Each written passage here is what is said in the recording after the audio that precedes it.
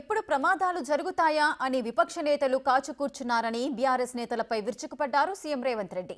ఏదైనా ప్రమాదం జరగగానే పైశాచిక ఆనందం పొందుతున్నారంటూ మండిపడ్డారు. తాము మహిళల సంక్షేమం కోసం పాటుపడుతున్నామని, కోటి మంది మహిళలను కోటీశ్వరులను చేయడమే తమ లక్ష్యమన్నారు సీఎం రేవంత్. రూపాయలు సంపాదించాలి అన్న ఆలోచనతోని 1,30,00,000 జతల బట్టలు రెసిడెన్షియల్ స్కూళ్ళలో ఉండే ఆడపిల్లలకు మగ పిల్లలకు పాఠశాల తెరిచిన మొదటి రోజే బట్టలు అందించే విధంగా ఈ రోజు బట్టలు కుట్టించే కార్యక్రమం మా ఆడబిడ్డలకు ఇచ్చినాం. ఆనాడు 25 రూపాయలు ఉండే కుట్టుగోళ్ళు, మరి ఈనాడు మా ఆర్థిక మంత్రి బట్టి విక్రమార్క గారు దాన్ని 75 రూపాయలకు పెంచి మా ఆడబిడ్డలకు గిట్టుబాటు కావాలి, లాభసాటిగా ఉండాలి. 4 రూపాయలు సంపాదిస్తే వాళ్ళ కుటుంబానికి ఉపయోగపడుతుందని చెప్పి ఈరోజు 75 రూపాయలు ఇచ్చినాం. సోలార్ విద్యుత్ ఉత్పత్తి చేసి నిర్వహించి విద్యుత్ శాఖకు అమ్మే విధంగా ఈరోజు ఒప్పందాలు చేసినాం. మా ఆడబిడ్డలు ఇందులో చాలా మంది చదువుకున్న వాళ్ళు ఉన్నారు, పీజీలు పిహెచ్డి చేసిన వాళ్ళు సంఘాలలో సభ్యులు ఉన్నారు. నేను అడుగుతున్న ఈరోజు మా ఆడబిడ్డలు, మా చదువుకున్న వాళ్ళు, మా సోదరి మనులను, ఆనాడు సోలార్ విద్యుత్ ఉత్పత్తి అంటే అదానీ అంబానీ కార్పొరేట్ కంపెనీలు చేసే వ్యాపారంగా చర్చ జరిగింది.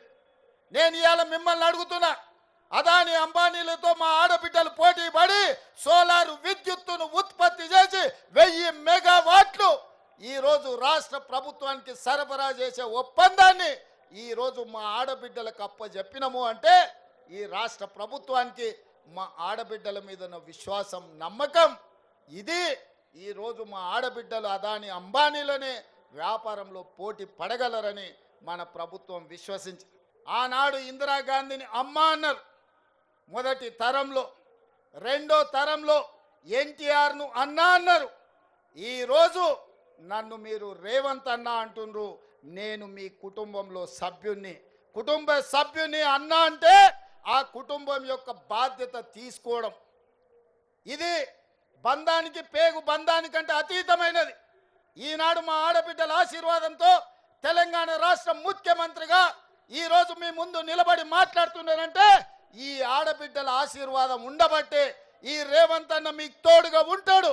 ఆనాడు ఇందిరమ్మ శక్తి, ఆ తర్వాత ఎన్టీఆర్ యుక్తి, ఈరోజు మీ రేవంత్ అన్న స్ఫూర్తిగా తీసుకొని తప్పకుండా ఆడబిడ్డల్ని కోటీశ్వరులుగా మార్చి కోటి మందిని అభివృద్ధి పదం వైపు నడిపించి తెలంగాణను $1 ట్రిలియన్ ఎకానమీ చేస్తాం.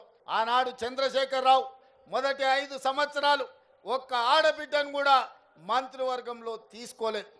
కానీ ఈనాడు కొండా సురేఖమ్మ, సీతక్క ఈరోజు మంత్రివర్గంలో ఉండి ఆడబిడ్డల ప్రతినిధులుగా మీ తరఫున మాట్లాడి, మీ తరఫున కొట్లాడి, మీ సంక్షేమం కోసం, మీ అభివృద్ధి కోసం, మీ ఆత్మ గౌరవం కోసం నిలబడ్డారు. ఇవాళ మహిళా కమిషన్ నుంచి మొదలు పెడితే కార్పొరేషన్ల వరకు ప్రతి ఒక్కరిని ఈరోజు మన ప్రభుత్వం మహిళలకు సముచితమైన స్థానం ఇచ్చింది.